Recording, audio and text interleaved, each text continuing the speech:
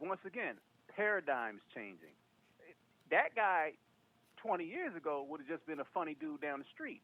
Yeah. But because of technology and that, the majority of content or entertainment that I watch is online. It is YouTube, and that would have been unheard of even 5 years ago. I used to work for a major media company, and that was one of their major concerns: how to capture a market share and how to keep an audience with things changing so fast, and they couldn't do it.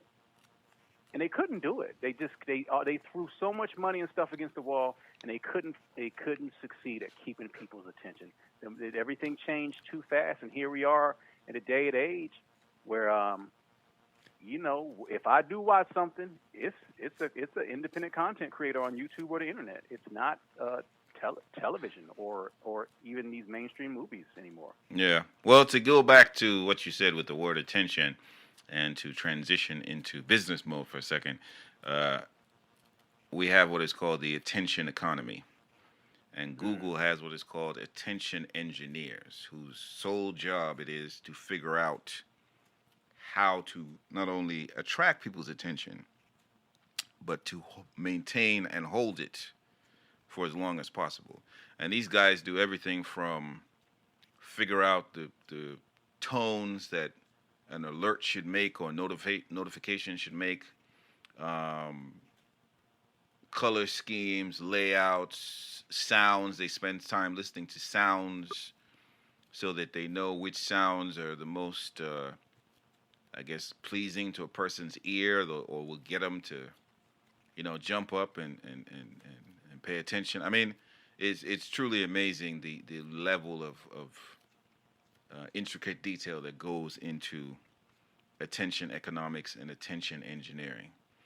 But it's basically gotten to a point now where that is actually a career, that is actually a science, because the average person's attention span when you present them with something is about 5 seconds. Yeah, very true. So if you cannot capture them or captivate them within that 5 seconds, they're off to something else. And that could be your website, that could be your app, that could be your video, that could be anything that you want people to look at. You're working in the attention economy. What's your question? Let me ask you this question. I was having a conversation with an older gentleman, and we were just saying that the younger generation doesn't seem capable of really being conversational.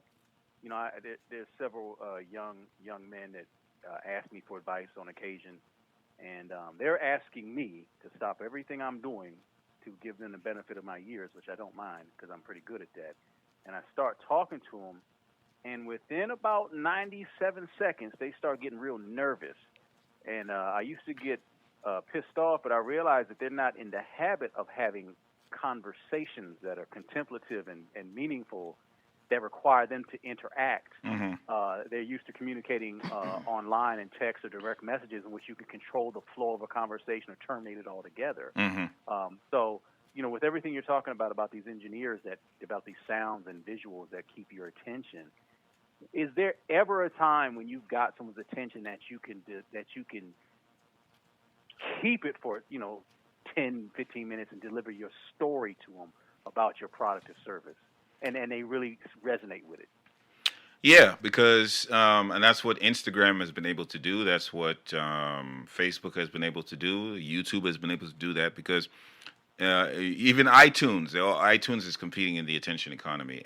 Anything that, because if I'm looking at iTunes, that means I'm not looking at Facebook or Instagram. If I'm looking at Instagram, that means I'm not looking at iTunes or YouTube or Facebook. My attention is somewhere else.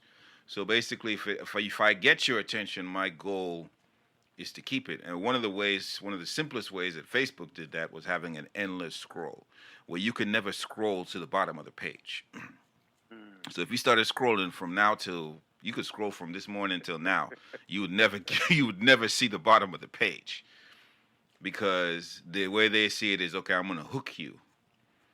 Then they started getting more intricate. They said, okay, well, rather than show everybody stuff, because there's so many people here, even though this guy's following all these people, or he's friends with all these people, or he's liked all these pages, we're only going to show him the hot content that's coming from these pages. So basically, if somebody puts up, if you have if Ro has a page and he puts up some content, and his content is performing, you get some eyeballs. Rather than, okay, well, Ro has 10,000 people following him, and this is how it used to be, where you'd put out some content and all 10,000 would see the content. That's not the case today because, again, you're competing for eyeballs, you're competing for attention, and there's just too much. There's not enough eyeballs to go around. So they have to sit there and curate. Okay, well, what is Ro? Did Ro put something out that's hot?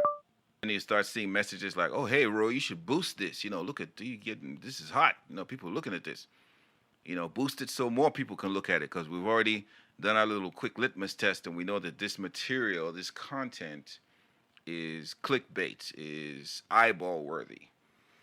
Versus, and usually it might be something that has no value. It's just I saw one video the other day where it was just a brawl in South Beach, Miami, and it was all women in bikinis, and they fighting in the middle of the street, blocking traffic. Probably about 30 women, but of course the views were just going through the roof, and the shares were going through the roof. Now, is there any value in that? No, but it got eyeballs. Yeah. And so it got eyeballs, Facebook pushed it up to the top. So that's it's not about necessarily what the content is. It's about, is it shareable? Is it likable? Does it get views?